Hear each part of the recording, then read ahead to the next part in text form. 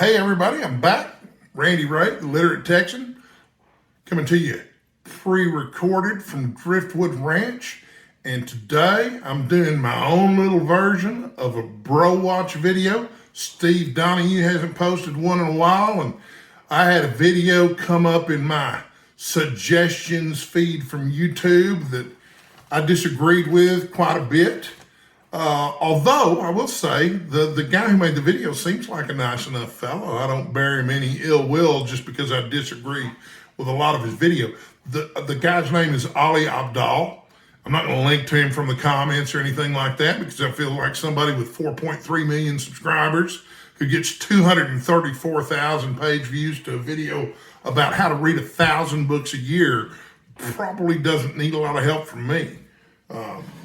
Too bad he's not out there plugging my channel, right? But I take issue with his video of how to read 1,000 books a year. So what I'm going to do in this video is I'm going to tell you first how I would approach creating a video about how to read 1,000 books a year. Then I'm going to look at his approach and talk about how different it is. Okay, so to start with, I'm a math guy. You wouldn't know it because, well, I'm not a math guy anymore, but I got an almost perfect score on my math section of my SATs a long time ago. Doing math in my head is no trouble for me. I'm not one of those people who's a literature guy and thinks math is crazy and hard or whatever.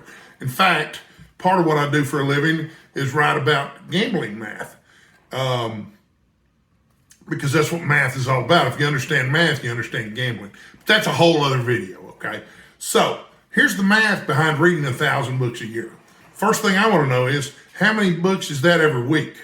Well, 1,000 books a year breaks down to 20 books a week, okay? And I round it off there, but 20 books a week will get you about 1,000 books a year, okay?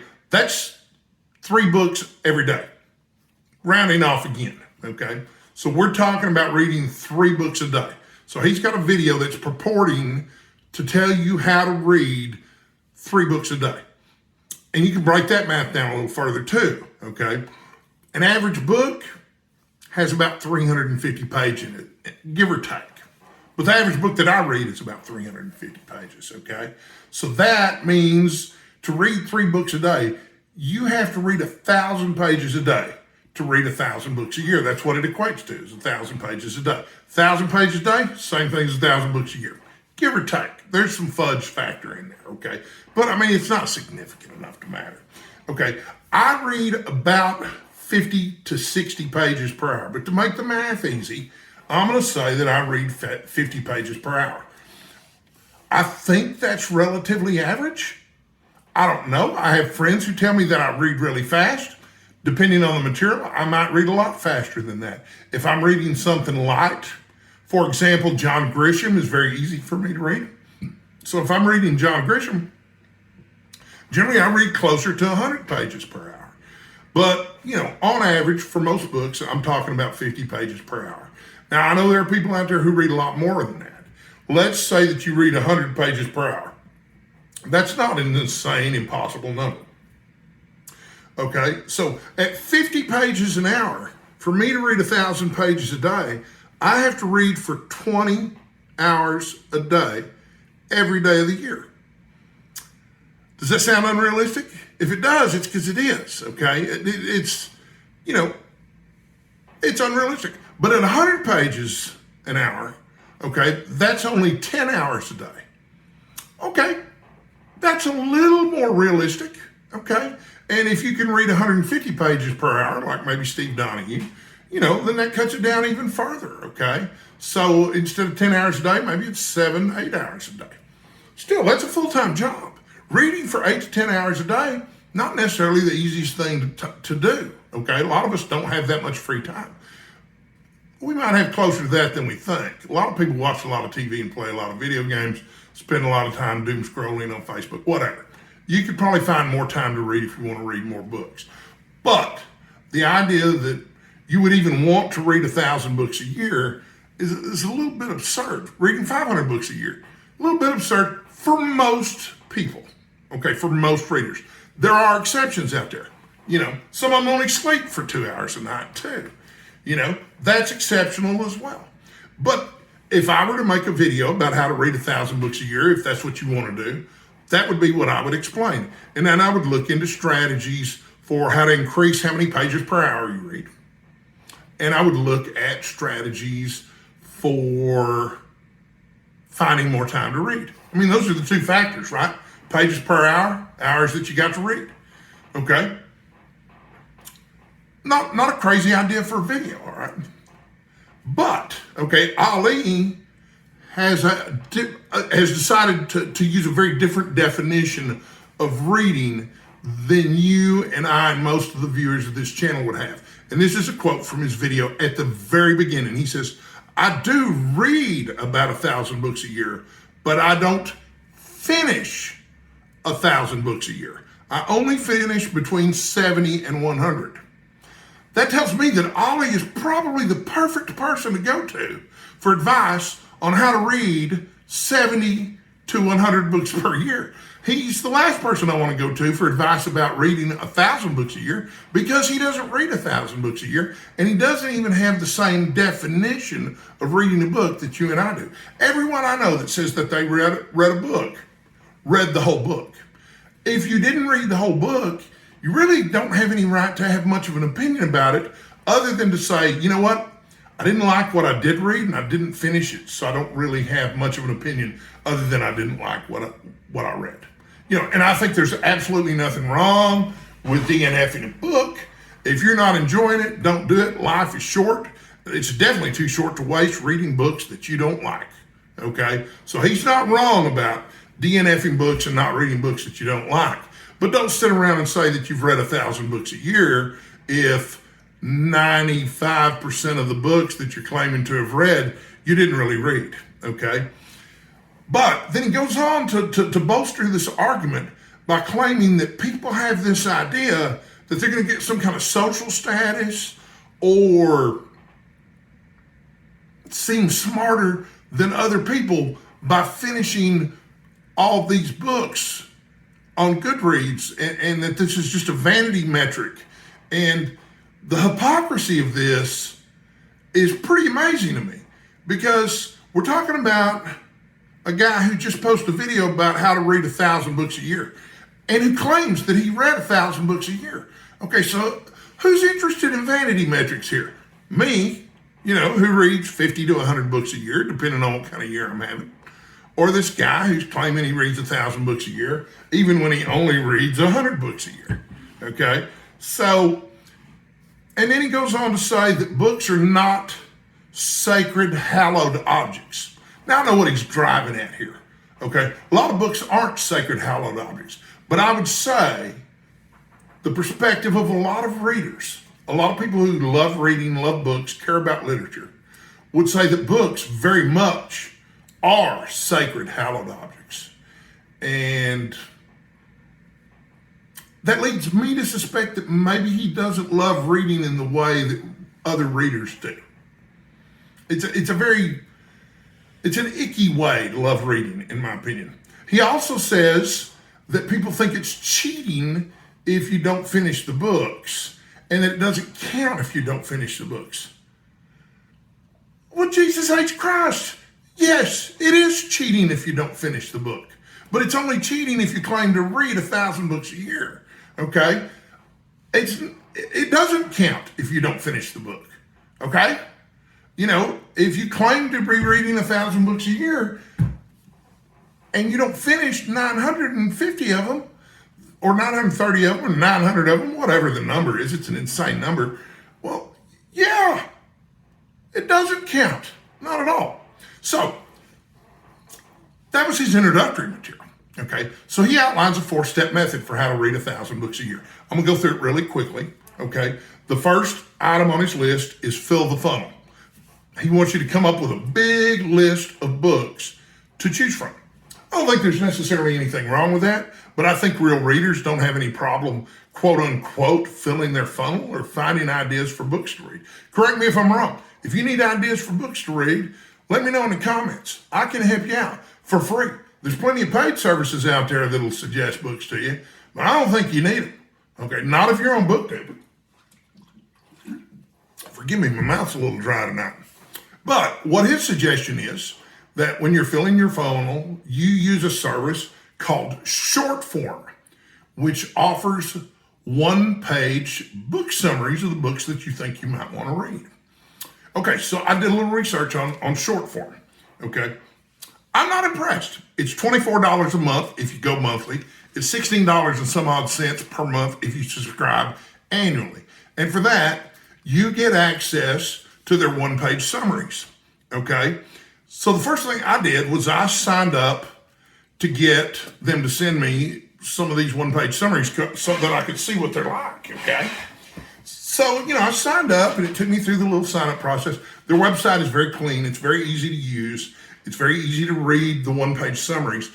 I got a free preview of the summary to How to Win Friends and Influence People by Dale Carnegie. And it was not, in my opinion, a very good one-page summary at all. It was okay, but I didn't get a good feel for whether or not I would like the book based on the one-page summary. And I've read the book multiple times. It's one of the only self-help books that's worth a damn anyway, but that's a topic for another video too. But one of the things that I thought was odd about it was you go in and you select 3 genres that you like as you create your profile. And one of the genres is fiction. 1 out of like 30 genres. There's no subgenres of fiction listed. It's just fiction. And when I went in to look for one-page summaries of fiction, they only had about a dozen books available. So, a lot of these guys seem to have this attitude that reading only counts, or the only people who read are reading nonfiction, self-help, motivational, brotivation type stuff. And I suppose that's okay, man. If that's what you're into, rock on, But that's not what I like. And, okay, so he also mentions that if you sign up for Shortform through the link he provides, he makes a commission. Okay, cool. He let us know that that's what's going on. So, but my suspicion, and I don't know, I could be entirely wrong, I don't get the feeling this guy really spends a lot of time on Shortform reading book summaries. Maybe he does. Maybe I'm completely wrong. Maybe he's completely sincere. But that sure seems like a lot of times that you could have spent actually reading books. And as we discussed earlier, you're going to have to find 20 hours a day if you want to read 1,000 pages a day. That's the first item in this 4-step process. The second is to make it effortless. Okay, so there is no way to make reading effortless. That's a silly point. He suggests using audiobooks to make it effortless. I don't know, but I suspect a lot of my viewers have used audiobooks. And if you're new to listening to an audiobook, it requires effort to pay attention to the audiobook. I'm not a snob. I listen to audiobooks when I drive to and from my cancer doctor appointments in Dallas. Okay, and I'm really grateful for that. I like listening to music sometimes too, but most of the time I want to listen to an audiobook. Audiobooks can be good, audiobooks can be bad. I don't think it's the same thing as reading, but I don't think it's anything you need to look down on, okay? You're not decoding words on paper. That's what reading is. Someone else is reading to you. That's a perfectly legitimate way to consume a book. I don't consider it reading, but if you want to count those audiobooks as part of what you've read each year, that's fine. But you're going to have to crank the speed way up on those audiobooks because they read slower out loud on those audiobooks than I read. It's not 50 pages an hour, that's for sure. And that's going to affect your enjoyment of the audiobook. Anyway, nothing wrong with audiobooks, but claiming that that's effortless, that's just silly. And it's not true. And then he also mentions Shortform again, because of course he makes money if you sign up for Shortform. He suggests Audible for audiobooks, which is great. I have a subscription to Audible myself. But this is a direct quote from his video that I really stuck in my craw. They're not even sponsoring this video. He's recommending Audible, and they're not even sponsoring this video. So what? Do you have to be sponsored before you recommend a service to your readers? Aren't you supposed to be helping the people who are watching your video achieve something? I said readers when I should have said viewers. But I mean, Is that your primary motivation for recommending something to your viewers, that you get paid for it? Red flags going up. Steve warned me about this stuff, man. So that was number 2. Number 3 was the blog post mindset. Okay, so he talks about how you should treat a book just like a blog post. And if it's not doing anything for you, you should quit reading it. And then he rants a little bit more about vanity and, feeling pressure to finish books. I don't know people who put that kind of pressure on people. I don't know a lot of people on BookTube, at least not the ones I interact with, who have this toxic productivity mindset that you have to finish every book that you read. But I will say this, he suggests that in some books, most of the value is going to be in chapter 3, most of the value might be in chapter 8. He said he's gotten the bulk of the value from some books from the first 3 chapters and stopped reading after that. Here's my question, okay? If you didn't read chapter 1 and 2 and chapter 4, 5, 6, and 7 and chapter 9, 10, 11, and 12, how do you know that chapters 3 and 8 are where the bulk of the value of the book is from? You don't know that if you hadn't finished reading the book, okay? How do you know that the bulk of the value of the book is found in the first 3 chapters if you didn't read the rest of the book? You don't have any way of knowing because you didn't read the book. I just think it's insanely dumb to tell somebody they can read 1,000 books a year when they're not really reading 1,000 books a year, that they're just picking up bits and pieces. And the only thing I can think of is that you would decide which parts of the book had value for you at random, because you're certainly not doing it based on the content of the book because you're not reading the content of the book. And his number 4 was to go deep and take notes while you're reading. Hey, I agree with that. That's absolutely wonderful. Taking notes, interacting with your book, writing in your book, writing about your book, talking about the books that you're reading, anything you can do to be a more active participant in the reading process is going to help you get more out of your books, which in turn is going to motivate you to want to read more because you'll be expanding your mind. But now I'm at the end of the video. I'm going to give you a little bit of conclusion, and I'm going to come clean here, okay?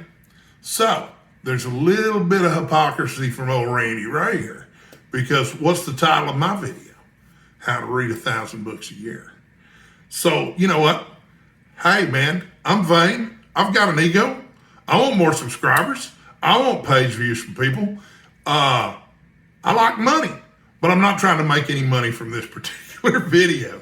And I'm not trying to sell you a bill of goods and trying to redefine what it means to read a book so that you can claim that you read 1,000 books a year.